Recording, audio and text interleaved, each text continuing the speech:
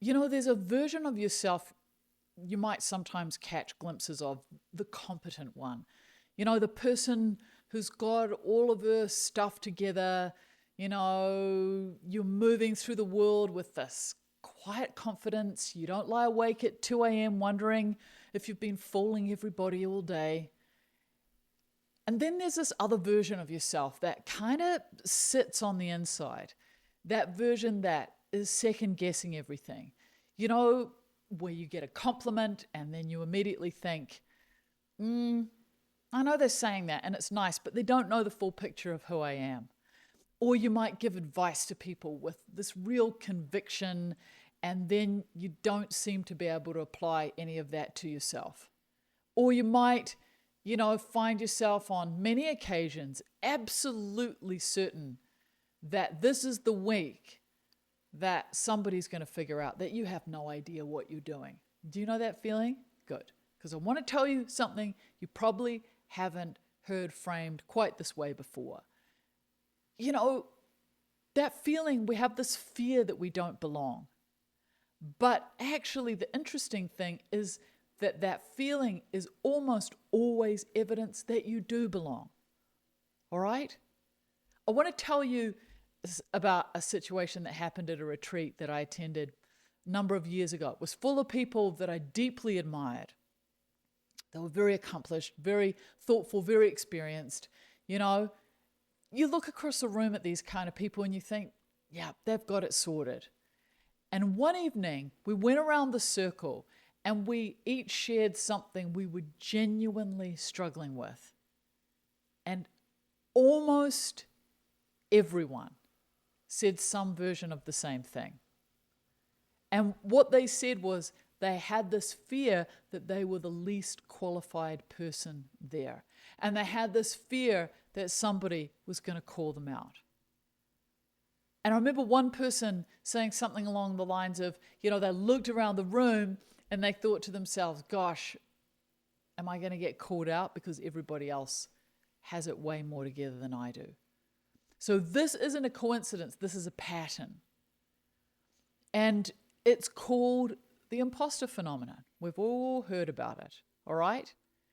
And I did some research about the imposter phenomenon because I was curious as to when it first got coined. And I found that it was first coined in 1978 by two women, Pauline Clarence and Suzanne Imes, all right? And interestingly enough, their original research was with high achieving women. And what they found was absolutely fascinating. The more accomplished a woman was, the more convinced she was that her accomplishments were some combination of luck, timing, and everybody else around her being quite easily fooled. All right? So it wasn't about their ability. They didn't think they'd earned it. They thought it was just a series of near misses that could be exposed at any moment. So this is really interesting because I see this really strongly in some of the people I work very closely with. People who are super, super accomplished. And so there was lots of research that has been done since then. And of course, it's been confirmed that this isn't limited to women, and it's not limited to any one field, and it's not limited to any level of achievement. But what's interesting is that it's remarkably common among people who care. So people who take their work seriously, people who maybe hold themselves to really high standards, or people who are genuinely paying attention to whether they're good enough. Very often the sort of people that I work with because they're wanting to improve, they're wanting to get better, and they're conscious of themselves. So here's the irony at the heart of it. Confidence is often highest in people who think the least about competence. So this is called the Dunning-Kruger effect. It's very well documented. And what it finds is that low-skilled people have a tendency to overestimate their abilities, while highly skilled people tend to underestimate them. So it's basically the flip side of the same coin. The people who are certain they've got it sorted are often the ones who haven't thought hard enough about what having it sorted actually means. So if you have uncertainty, if you have self-scrutiny, if you have an ongoing sense that there's more to learn, these aren't symptoms of inadequacy. They're the texture of someone who actually knows what they're doing. Okay? You know, it's really interesting because when I was younger, I hosted this singer-songwriters night in New Zealand. And people would come up and perform. And what I would find is that the people literally, like the Dunning-Kruger effect, the people with the most confidence were the worst, and the people with the least confidence were actually the best. And it was very, very interesting. All right? So, look, we can understand this intellectually, but actually feeling it are two completely different things. And there's something deeper that goes on with imposter syndrome than most people actually touch on. So it's not just about trusting your credentials. It's about having an identity built around performing. So the identity is, I'm the reliable one. I'm the capable one. I am the one that other people turn to. And the terror that sits inside this identity is, if they really knew me, not just what I produce, but who I actually am, would they still think I'm worth something?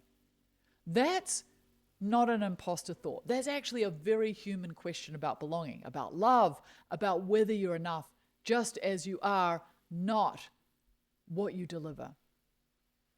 And here's what I've found, both in my own life and in the work I do.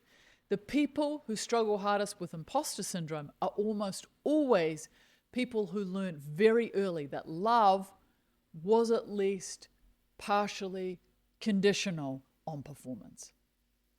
This is really important to understand.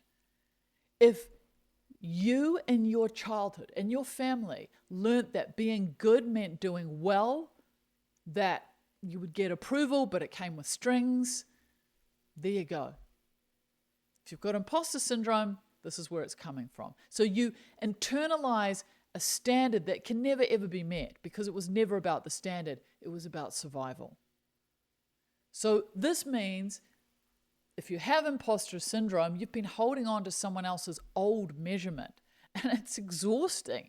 The people I work with, it's exhausting because it's just never ending. And the amount that they have to do to keep it going. So, here's our little experiment for this week. It's a small one. Those of you who have imposter syndrome are going to love it. It starts in your body. Next time you get that familiar wave of, I've got to keep going because they might find out, or maybe I don't belong here, or whatever the fears are, before you argue with it, before you try to think past it, just notice where you feel it physically. Is it in your chest? Is it in your throat? Is it in your stomach? And then put your hand on that place, if that feels okay, and just say quietly, I see you. You've been trying to protect me for a long time. I don't need that kind of protection today. That's it. This is not an affirmation.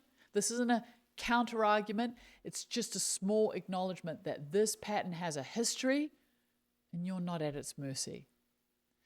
You know, I love Kristen Neff. She does lots of research in self-compassion. She works at the University of Texas.